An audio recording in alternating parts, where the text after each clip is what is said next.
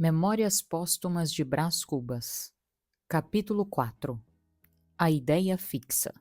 A minha ideia, depois de tantas cabriolas, constituíra-se ideia fixa.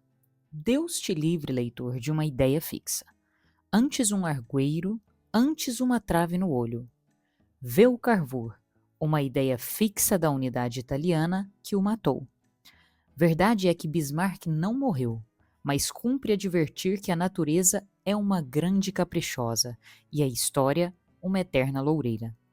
Por exemplo, Suetônio deu-nos um Cláudio, que era um simplório, ou uma abóbora, como lhe chamou Sêneca, e um Tito, que mereceu ser as delícias de Roma.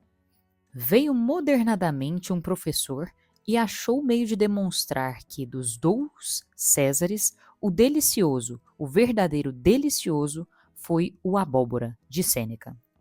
E tu, Madama Lucrécia, flor dos Borgias, se um poeta te pintou como a Mesalina católica, apareceu um Gregorovius incrédulo que te apagou muito essa qualidade.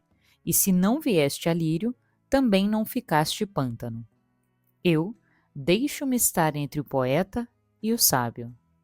Viva, pois, a história, a volúvel história que dá para tudo e, tornando a ideia fixa, direi que é ela a que faz os varões fortes e os doudos. A ideia móbil, vaga ou furta-cor é a que faz os Cláudios. Fórmula Suetônio. Era fixa a minha ideia. Fixa como não me ocorre nada que seja assaz fixo nesse mundo. Talvez a lua, talvez as pirâmides do Egito, talvez a afinada dieta germânica. Veja o leitor a comparação que melhor lhe quadrar. Veja e esteja daí a torcer-me o nariz, só porque ainda não chegamos à parte narrativa dessas memórias.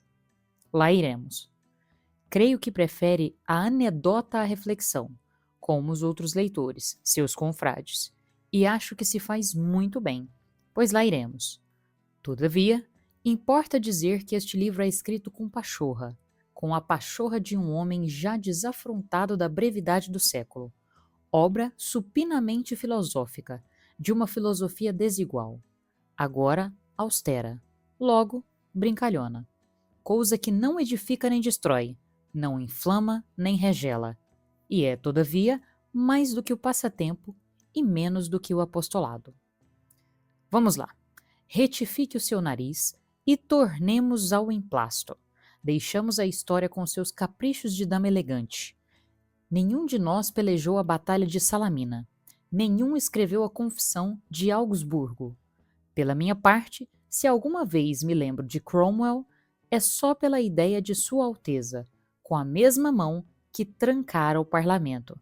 Teria imposto aos ingleses o emplasto Brás Cubas. Não se riam dessa vitória comum da farmácia e do puritanismo.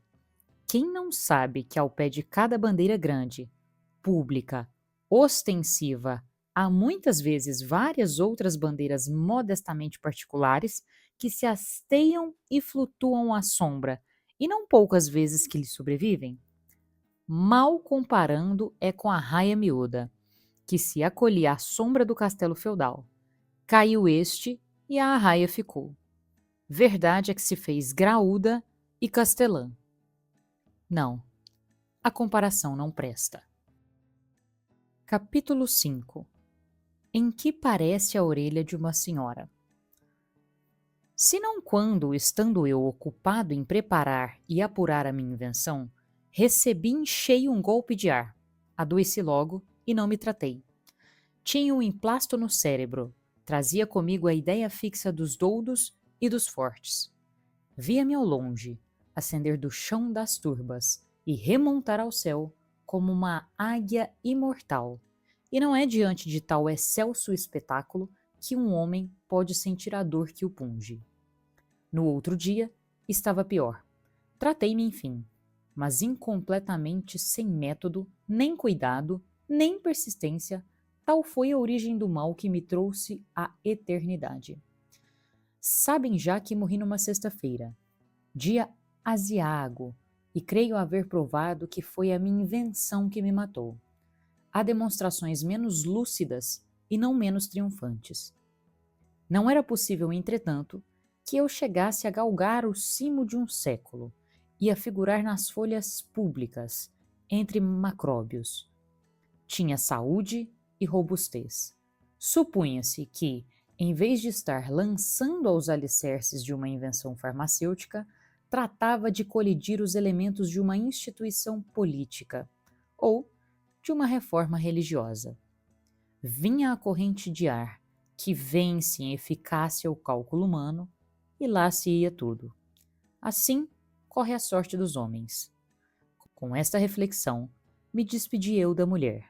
Não direi mais discreta, mas com certeza mais formosa entre as contemporâneas suas. A anônima do primeiro capítulo, a tal, cuja imaginação à semelhança das cegonhas de Ilisso, tinha então 54 anos. Era uma ruína, uma imponente ruína. Imagine o leitor que nos amamos, ela e eu, muitos anos antes, e que um dia, já enfermo, vejo-a assomar à porta da alcova.